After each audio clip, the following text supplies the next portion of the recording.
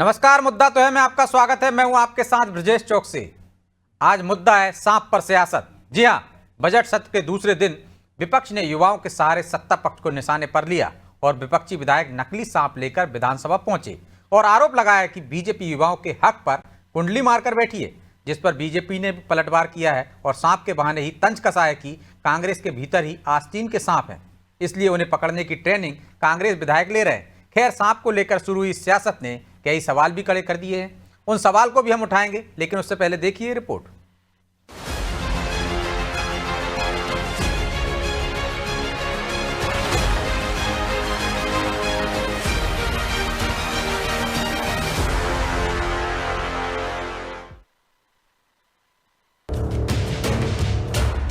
Bharatiya Janata party की सरकार सांप की तरह जनता को डसने का काम कर रही है। नौकरी दो युवा। कांग्रेस में इतने आस्तीनों के सांप हो गए हैं। भले ही होली को अभी कुछ दिन बचे हों, लेकिन विधानसभा के बजट सत्र में सियासत के रंग खूब देखने को मिल रहे हैं।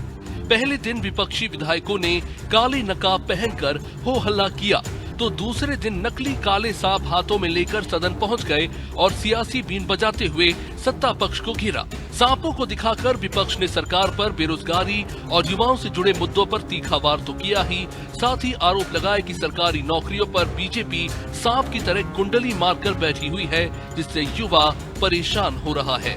प्रदेश की सरकार सांपनाद हो गई युवाओं के लिए। सांपनाद इसलिए कि युवाओं को नौकरी नहीं मिल रही। हजारों पद खाली पड़े हर विभाग में, इरिगेशन डिपार्टमेंट में, पुलिस विभाग में, कृषि विभाग में, पीएससी के अंदर छात्रों की भर्ती पद नहीं दे रही सरकार। सांप भारतीय जनता पार्टी की सरकार का जो युवाओं को डस रहा है। बजट सत्र के दौरान जिस तरह के हंगामे की उम्मीद थी, कुछ वैसा ही अब होता दिख रहा है। खैर, सदन के बाहर सांप दिखाकर विपक्ष ने सियासी बीन बजाया, तो सत्ता पक्ष ने भी मोर्चा संभाल लिया।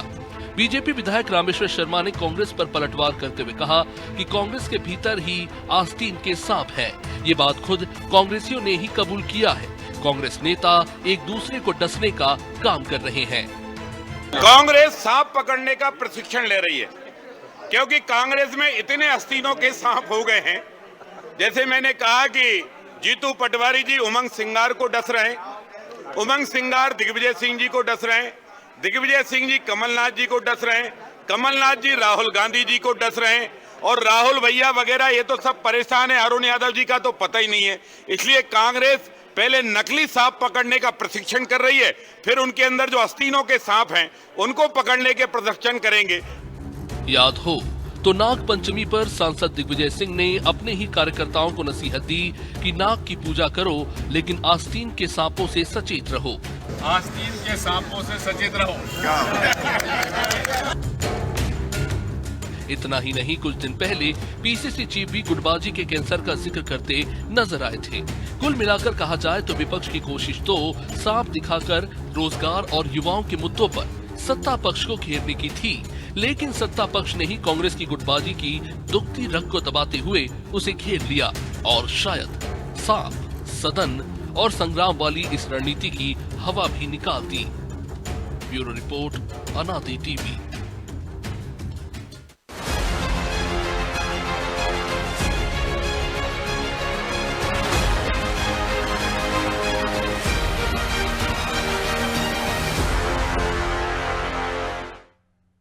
इस मुद्दे पर चर्चा शुरू करें उससे पहले वो सवाल जो जरूरी है। पहला सवाल, क्या कांग्रेस सुर्खियां बटोरने के लिए नकली सांप लेकर विधानसभा पहुंची?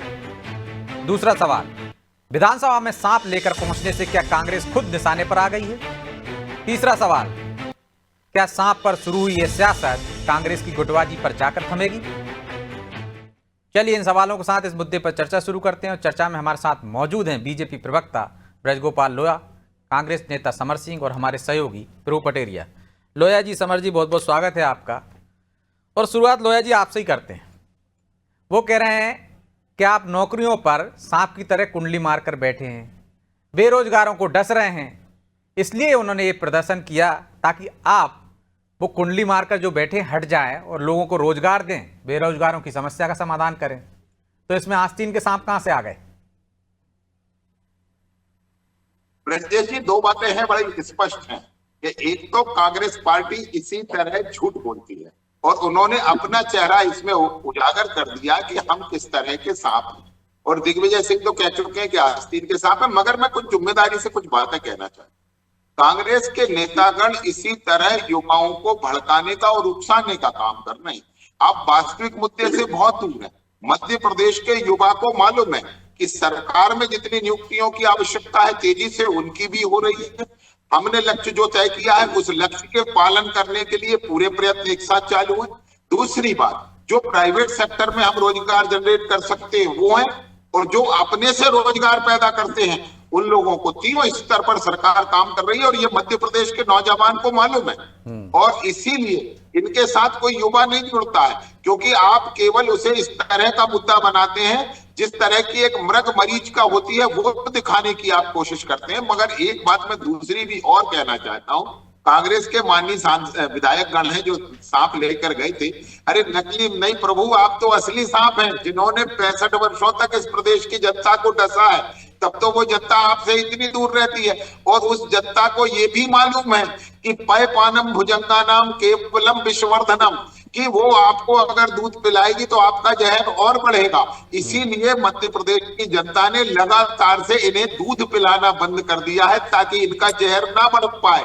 अब ये बिना जहर के नकली सांप बनकर रह गए हैं। ये अपना चरित्र खुद प्रदर्शित कर रहे हैं। मुद्दों से हटना, मुद्दों को भटकाना, ये संस्कृति है इनकी। विधानसभा के सत्र के दौरान नौटंकी करना, कल कुछ लोग नकाब लगा कर गए थे, वो देखिए आप, नकाब कौन लगाता है आप बहुत बेहतर जानते हैं, सांप कौन लटकाता है आप भी बहुत बेहतर जानते हैं, मध्य प्रदेश की जनता भी जानती है। तो ये जो जितने भी ढोंग कर रहे हैं वो अपने चरित्र के अनुरूप ढोंग कर रहे हैं। ढोंग भी करिए तो कम से कम ऐसा तो करिए कि जो जनभावना के तो ऐसा काम करिए जो जनभावना के अनुरूप हो। समर जी, सिर्फ आप सुर्खियां बटोरने के लिए इस तरह के हथकंडे, एक दिन नकाब पहन के दूसरे दिन मुद्दों पर चर्चा कीजिए ना। वो कह रहे हैं हमने युवाओं के लिए क्या किया है बताया। सिर्फ आप लोग जो वो आरोप लगा रहे हैं कि आपको जनता ने नकार दिया है, वो आपको सांप कह रहे हैं, आप उनको सांप कह रहे हो। देखिए, आप सुन पा रहे मुझे? जी बोलिए। तो बात यह है कि ये प्रतीकात्मक होता है कि प्रतीक के रूप में, जैसे आप देखेंगे कि स्मृति ईरानी जी है सिलेंडर पे बैठ जाती थी जाके, आप देखेंगे कि शिवराज सिंह जी चौहान जो साइकिल से विधानसभा जाया करते थे, जब 48 का जो पेट्रोल था वो 52 का हो गया था। तो इस प्रकार से जो है कि लोगों ने कार्य किया शुरू से। अब ये जो हमने प्रतीकात्मक रूप से काले नकाब पहने, हमने जो है सांप को गले में डालकर घूमे, तो वो इसलिए हम लोग घूमे ताकि बता सके कि किस प्रकार से सर्पदंश जो है इन लोगों का इस प्रदेश की जनता का जो हक है वो खा रहा है, और उसी को लेकर हमने ये पूरा कार्यक्रम करा। अब यहाँ पर अगर जनता की बात करते हैं तो ये जो है बात करने लग जाते हैं आपके कि सांप पहन के कौन घूमता है, तो इन्हें लोया जी को नहीं पता सांप पहन के कौन घूमता है, शंकर भगवान घूमते हैं और वो विष ले लेते हैं लोगों से और उनका अमृत देते हैं। इस प्रकार के काम वो करते थे। इन्हें समझना चाहिए किस प्रकार का हम लोग काम कर रहे हैं। और ये जो सवाल हम प्रदेश की सरकार से हम लोग पूछ रहे हैं वो कहीं से भी कहीं तक ना जायज नहीं है। वो सवाल इस चीज के लिए है कि आपको प्रश्न बनता है, आपको जवाब देना बनता है कि आपने प्रदेश की जनता के लिए क्या करा है। आपको चुना गया, साल 1.5 साल हो गया, विदेश यात्रा आप लोग कर रहे हैं, बहुत सारे कार्यक्रम आप लोग कर रहे हैं, लेकिन इसके अलावा आपने और कोई दूसरे कार्य करे ही नहीं है। लेकिन समझ जी, उसके लिए प्रक्रिया है ना, सदन की प्रक्रिया होती है। ध्यान आकर्षण लगाइए, आप नियम अनुसार प्रस्ताव रखिए कि आप हम इस पर चर्चा कराना चाह रहे हैं। सांप ले जाने से क्या होगा या उससे प्रदर्शन करने से क्या होगा? यही प्रश्न जो है कि जो मीडिया को है उनसे पूछना चाहिए था जब वो साइकिल के ऊपर और जो सिलेंडर को ले घूम रहे थे। तब तो पूछा होगा ना, आपने सुना नहीं होगा? नहीं, तब ये सवाल भी हुआ होगा। ये अपना विरोध जताने का एक तरीका है। लेकिन वो तो कह रहे हैं कि आप आस्तीन के सांप पकड़ने की प्रैक्टिस कर रहे हैं, क्योंकि दिग्विजय सिंह ने कहा था कि आस्तीन के सांपों से सावधान रहिए। हमारे जितने आस्तीन के सांप तो भारतीय जनता पार्टी में जा चुके हैं।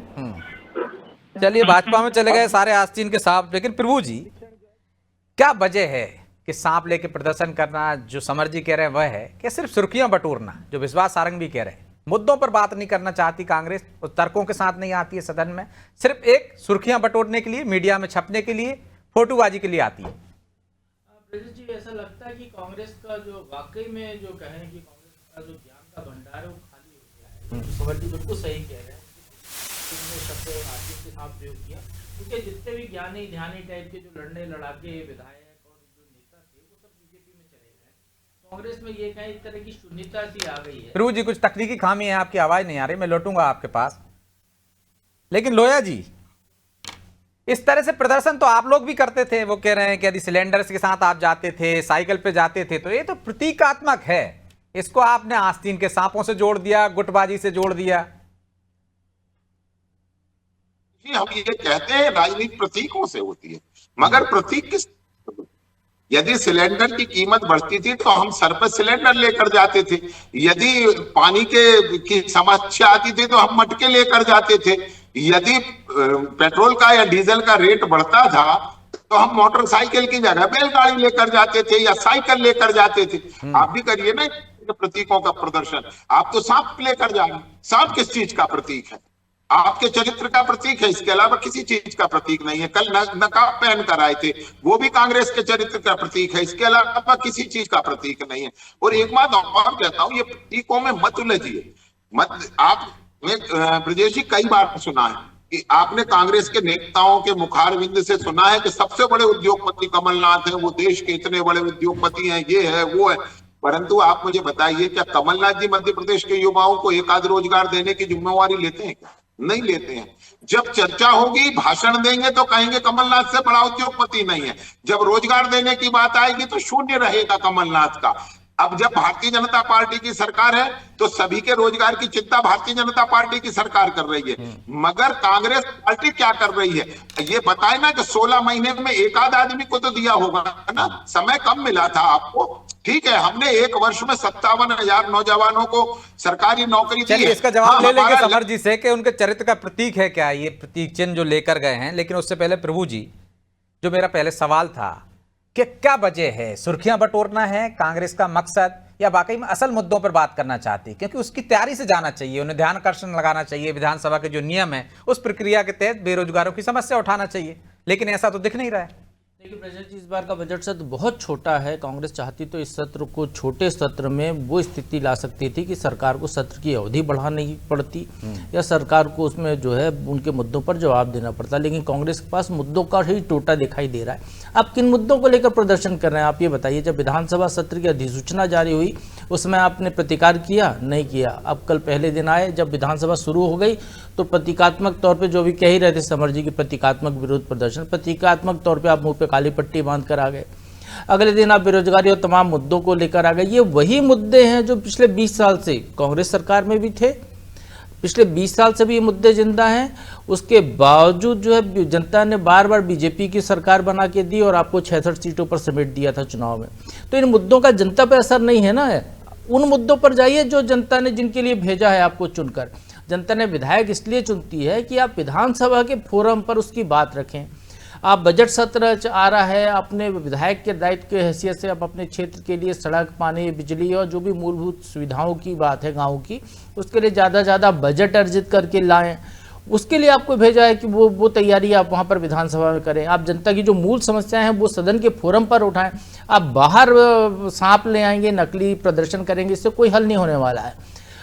जब आप सदन के फोरम पे बात उठाते हैं, विधानसभा के अंदर बात उठाते हैं, वो रिकॉर्ड पे आती है। यदि मंत्री का आश्वासन है तो वो पूरा करना सरकार की जिम्मेदारी बन जाती है। आश्वासन समिति है, वो देखती है कि आपने पूरा किया कि नहीं। लेकिन यहाँ हो क्या रहा है, 2 दिन में, यदि ब्रजेश जी हम कहें कि 2 दिन में हमने जो देखा है इस छोटे से सत्र में, कांग्रेस बाहर प्रदर्शन करती है, अंदर मुंह बंद करके बैठी रहती है। ऐसा लगता है जैसे मौन व्रत लेके बैठे हुए वहां पर। कोई इतने बड़े बड़े मुद्दे, जिन मुद्दों पर उमंग सिंघार नेता विपक्ष अभी ट्वीट कर रहे थे, चिल्ला चिल्ला कर बोला करते थे, वो 2 मुद्दों को लेकर आपने शून्यकाल में एक सवाल नहीं उठाया। शून्यकाल जो पहले खत्म कर दिया गया था, ये नरेंद्र सिंह तोमर जो स्पीकर, उन्होंने फिर से शुरू करके वो अधिकार दिया कि आप जो है, यदि आप सवाल नहीं लग रहा है, आपका ध्यानाकर्षण नहीं लग रहा है, आपका शून्यकाल में उस मुद्दे पर आइए, सरकार को जवाब देने के लिए मजबूर कीजिए।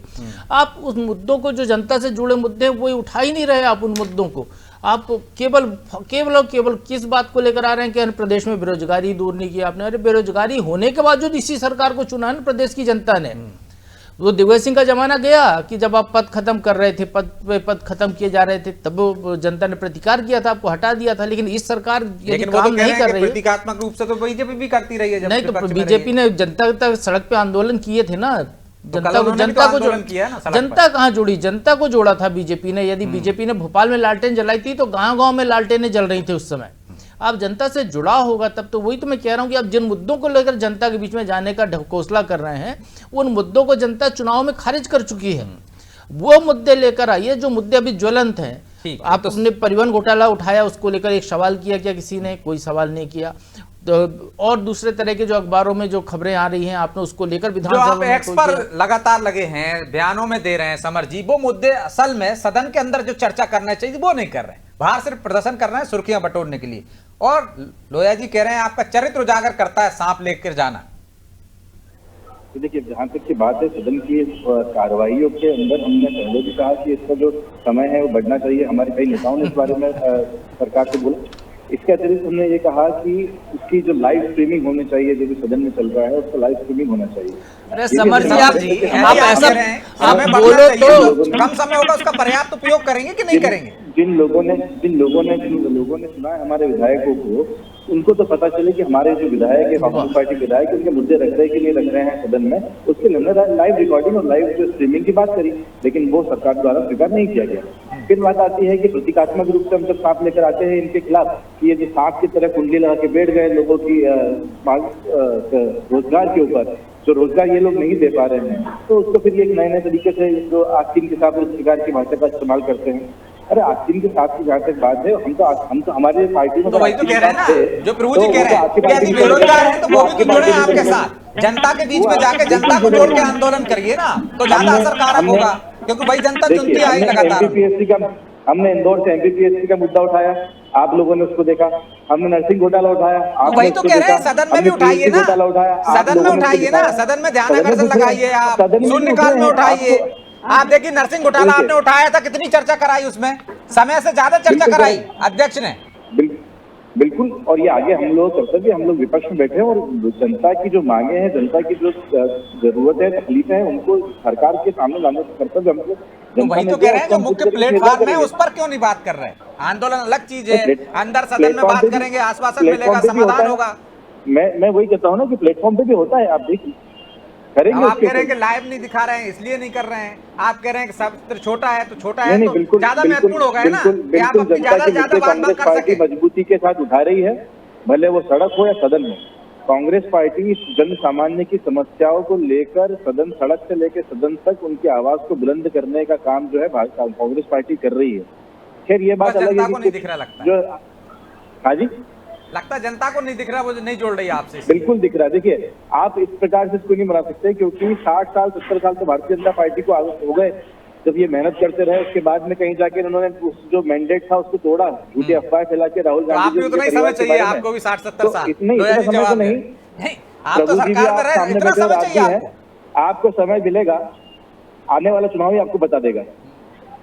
वानगी बतानी है, एक छोटी सी वानगी बताता हूं। 3 प्रश्न तारांकित प्रश्न है, इस विधानसभा में पूछे गए हैं, आप भी सुनेंगे तो आपको भी थोड़ा अटपटा और हंसी लगेगी। एक विधायक जी ने पूछा है कि तारांकित प्रश्न है कि मध्य प्रदेश में सपा की कौन कौन सी संपत्तियां किन किन जिलों में है। एक विधायक जी ने पूछा है कि अमुक एक जिले को, कि इस जिले में गरीबी रेखा के नीचे कितने लोग निवास करते हैं, जबकि ये सूची कलेक्टर के पास मौजूद रहती है। एक विधायक जी पूछ रहे हैं तारांकित प्रश्न के माध्यम से कि मध्य प्रदेश में जो एयर एम्बुलेंस चालू हुआ है उसका भुगतान कितना हुआ है। तो अब आप देखिए तो कि वहां जनता के मुद्दे नहीं उठा रहे हैं, वहां व्यक्तिगत मुद्दे हैं। और एक बात और मैं जो कहता हूं, ये जो लाइव के इतना आदत पड़ गई है कांग्रेस को कि विधानसभा के भीतर लाइव नहीं है, कैमरे बाहर लगे हैं, तो इस प्रदर्शन बाहर कर रहे हैं, सारी नौटंकी बाहर कर रहे हैं कि मध्य प्रदेश की जनता इन्हें कम से कम टीवी पर देखती रहे।